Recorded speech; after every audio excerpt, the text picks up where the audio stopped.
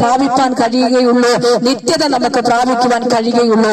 നിത്യത രണ്ട് തരത്തിലുണ്ടെന്ന് ഞാൻ ഇവിടെ ഓർപ്പിക്കുവാനിടയായി തീർന്നു. നിത്യമായ സ്വർഗരാജ്യം അഥവാ നിത്യമായ സ്വർഗരാജ്യം അത് ദൈവത്തോട് കൂടെയുള്ള വാസമാണ്, യേശുവിനോട് കൂടെയുള്ള വാസമാണ്. നിത്യമായ നരകമുണ്ട്, അത് പിശാചിനോട് കൂടെയാണ്. കത്തുന്ന തീപ്പൊയ്കയായി, ഗന്ധകം കത്തുന്ന തീപ്പൊയ്കയായി, കെടാത്ത തീയും ചാകാത്ത പുഴുക്കളും ഒക്കെ ഉള്ളതായിട്ടുള്ള നിത്യമായ നരകം. ഒരിക്കലും നരകത്തിലേക്കുള്ള പ്രവേശനം അല്ലെങ്കിൽ നരകത്തിലേക്ക് കടന്നു പോകുവാൻ ആരും താല്പര്യപ്പെടുന്നില്ല. എന്നാൽ നാം ഈ ഭൂമിയിലായിരിക്കുമ്പോൾ തന്നെ നരകത്തിന് തുല്യമായ നരകയാതനകളും ജീവിത ഭാരങ്ങളും ഒക്കെ നാം അനുഭവിക്കാറുണ്ട്. പലപ്പോഴും നാം പറയാറില്ലേ, ഈ നരകത്തിൽ നിന്ന് എങ്ങനെയാണെന്ന് രക്ഷ പ്രാപിക്കുക എന്നുള്ളതായ ചോദ്യങ്ങളൊക്കെ ജീവിതത്തിന്റെ ദുരിതങ്ങളിലൂടെ, ജീവിത വേദനകളിലൂടെ ഒക്കെ നാം പോകുമ്പോൾ, കുടുംബത്തിനകത്ത് സമാധാനമില്ലാത്ത അനുഭവങ്ങൾ കടന്നു വരുമ്പോൾ, കടബാധ്യതകൾ ഏറി വരുമ്പോൾ, നിത്യമായ തീരാത്ത രോഗവ്യാധികളൊക്കെ ജീവിതത്തിൽ കടന്നു വരുമ്പോൾ, അതിന്റെയൊക്കെ നടുവിൽ നാം ചോദിക്കുന്ന ചോദ്യമാണ്, എങ്ങനെയാണ് ഈ നരകത്തിൽ നിന്നൊന്ന് രക്ഷപ്പെടുക എന്ന്. ആരും നരകത്തിലേക്കുള്ള ഈ സഞ്ചാരം അല്ലെങ്കിൽ നരകത്തിലേക്കുള്ള പ്രവേശനം ആരും ആഗ്രഹിക്കുന്നില്ല.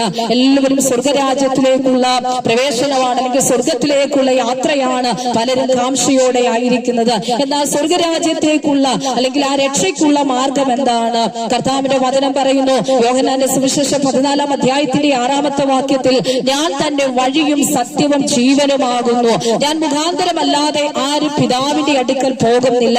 യേശുവിലൂടെ മാത്രമേ, കർത്താവായ യേശു ക്രിസ്തുവിലൂടെ മാത്രമേ ഒരുവന് പിതാവിന്റെ അരികിലേക്ക് അഥവാ ആ നിത്യജീവനിലേക്ക് പ്രവേശിക്കുവാൻ കഴിയുകയുള്ളൂ.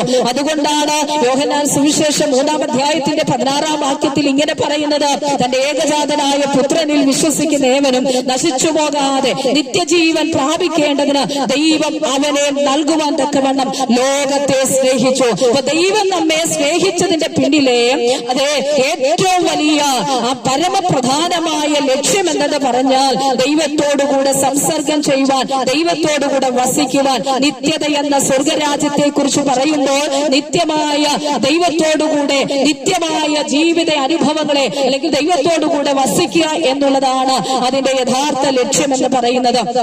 അങ്ങനെയെങ്കിൽ നമുക്കറിയാം, ആദ്യ മാതാപിതാക്കന്മാരായ ആദാമിനെ കുറിച്ചും ഹവ്വയെ കുറിച്ചും ഈ കാണുന്ന സകല പ്രപഞ്ചങ്ങളെയും സകല ലോകവും ദൈവം തന്റെ വാക്കുകൾ കൊണ്ട് ഉളവാക്കിയപ്പോൾ ഈ മനുഷ്യനെ സൃഷ്ടിച്ചത് ദൈവം തന്റെ സാദൃശ്യത്തിലും സ്വരൂപത്തിലുമാണ്. ദൈവിക സാദൃശ്യത്തിലും സ്വരൂപത്തോടു കൂടിയാണ് മനുഷ്യനെ സൃഷ്ടിക്കുവാൻ ഇടയായി തീർന്നത്. ദൈവം തന്റെ സാദൃശ്യത്തിലും സ്വരൂപത്തിലും മനുഷ്യനെ സൃഷ്ടിച്ചു. ദൈവം ഒരുക്കിയ ഏദൻ പൂങ്കാവനത്തിൽ മനുഷ്യനെ പാർപ്പിക്കുവാൻ ഇടയായി തീർന്നു. അങ്ങനെ ആദാമും ഹവ്വയും ദൈവം ഒരുക്കിയ ഏദൻ പൂങ്കാവനത്തിൽ സ്വസ്ഥതയോടുകൂടി സമാധാനപരമായ ഒരു ജീവിതം കാഴ്ചവെച്ച് ദൈവമായിട്ടുള്ള സംസർഗത്തോടും ദൈവമായിട്ടുള്ള ബന്ധത്തോടും കൂടെ മുൻപോട്ട് പോകുമ്പോൾ ഇതാ അവരുടെ ഇടയിലേക്ക് പിശാച് കയറി വരികയാണ്. എങ്ങനെയാണ്?